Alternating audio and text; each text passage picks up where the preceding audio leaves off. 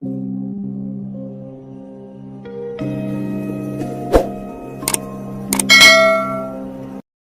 All, ಈ ವಿಡಿಯೋದಲ್ಲಿ ಲಿನೇಟರ್ ಟ್ಯಾಬ್ಲೆಟ್ನ ಬಗ್ಗೆ ಇನ್ಫಾರ್ಮೇಷನ್ ಕೊಡ್ತಾ ಇದ್ದೀನಿ.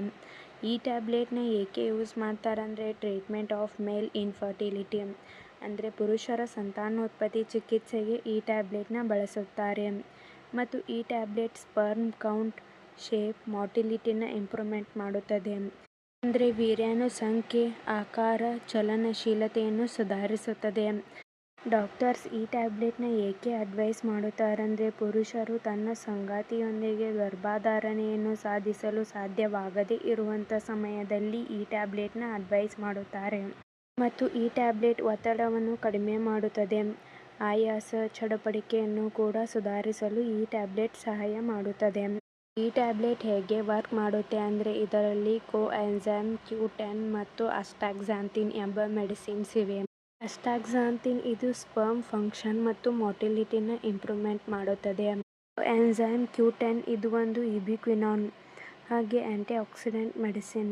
ಇದು ಸೆಲ್ಸ್ ಅಂದರೆ ಜೀವಕೋಶದ ಶಕ್ತಿಯನ್ನು ಜನರೇಟ್ ಮಾಡುತ್ತದೆ ಹಾಗೆ ಸ್ಪರ್ಮ್ ಕೌಂಟ್ ಮತ್ತು ಮೂಮೆಂಟ್ಸ್ನ ಇಂಪ್ರೂವ್ಮೆಂಟ್ ಮಾಡುತ್ತದೆ.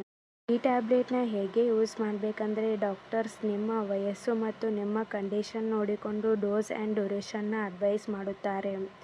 ನಿಮಗೆ ನಿಮ್ಮ ಡಾಕ್ಟರ್ಸ್ ಹೇಗೆ ಅಡ್ವೈಸ್ ಮಾಡಿರುತ್ತಾರೋ ಈ ಟ್ಯಾಬ್ಲೆಟ್ನ ತೆಗೆದುಕೊಳ್ಳಿ. ಮತ್ತು ಈ ಟ್ಯಾಬ್ಲೆಟ್ಸ್ನ ಡಾಕ್ಟರ್ಸ್ ಬೇರೆ ಬೇರೆ ಕಂಡೀಷನ್ಸ್ಗೆ ಬೇರೆ ಬೇರೆ ರೀತಿ ಅಡ್ವೈಸ್ ಮಾಡುತ್ತಾರೆ. ಎಲ್ಲ ರೀತಿಯ ಕಂಡೀಷನ್ಸ್ಗೂ ಒಂದೇ ರೀತಿ ಟ್ಯಾಬ್ಲೆಟ್ಸ್ನ ತೆಗೆದುಕೊಳ್ಳಬಾರದು. ಆದ್ದರಿಂದ ನಿಮಗೆ ನಿಮ್ಮ ಡಾಕ್ಟರ್ಸ್ ಹೇಗೆ ಅಡ್ವೈಸ್ ಮಾಡಿರುತ್ತಾರೋ ಹಾಗೆ ಈ ಟ್ಯಾಬ್ಲೆಟ್ಸ್ನ ಯೂಸ್ ಮಾಡಿ. ಈ ಟ್ಯಾಬ್ಲೆಟ್ಸ್ನ side effects stomach pain, upset, loss of appetite, vomiting, diarrhoea, nausea ಅಂದರೆ ಹಸಿವಿನ ನಷ್ಟ, ವಾಂತಿ, ವಾಕರಿಕೆ ಹೀಗೆ ಸೈಡ್ ಎಫೆಕ್ಟ್ಸ್ ಆಗುತ್ತದೆ. ಈ ಟ್ಯಾಬ್ಲೆಟ್ ನಿಮ್ಮ ಬಾಡಿಗೆ ಅಡ್ಜಸ್ಟ್ ಆದ ಮೇಲೆ ಈ ಸೈಡ್ ಎಫೆಕ್ಟ್ಸ್ ಎಲ್ಲ ಡಿಸಪಿಯರ್ ಆಗುತ್ತದೆ. ಒಂದು ವೇಳೆ ಹೀಗೆ ಲಾಂಗ್ ಟರ್ಮ್ ಆಗಿ ಕಾಣಿಸ್ಕೊಳ್ತಾ ಇದ್ದರೆ ಕೂಡಲೇ ಡಾಕ್ಟರ್ಸ್ನ ಕನ್ಸಲ್ಟ್ ಮಾಡಿ.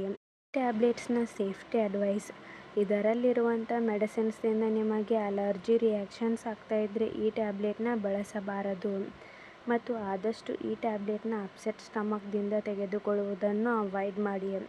ಚಿಕ್ಕ ಮಕ್ಕಳಿಗೆ ಈ ಟ್ಯಾಬ್ಲೆಟ್ಸ್ನ ಬಳಸಬಾರದು. ಈ ಟ್ಯಾಬ್ಲೆಟ್ಸ್ನ ತೆಗೆದುಕೊಳ್ಳುವಂಥವರು ಆಲ್ಕೋಹಾಲ್, ಸ್ಮೋಕಿಂಗ್ನ ಅವಾಯ್ಡ್ ಮಾಡಿ.